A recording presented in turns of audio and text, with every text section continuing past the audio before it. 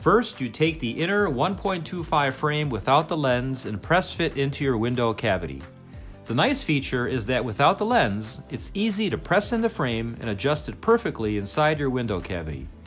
You have access to the back edges to easily adjust. Next, flip open all 4 frame edges. Once it's nicely positioned in your window cavity, you will tighten down the pressure grip screws. There are pressure grip screws at all 4 corners. The pressure grip screws hold by friction, much like a spring-loaded shower bar in a washroom, without having to make holes in the sides of your window cavity.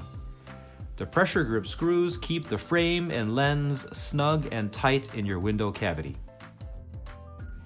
Next, you will install the lens and snap down all 4 frame edges. The great thing about this is that you can easily remove the lens at any time and the frame can stay in place. And there you are, a beautiful, easy, and fast installation that will cut noise and save you a lot in utilities.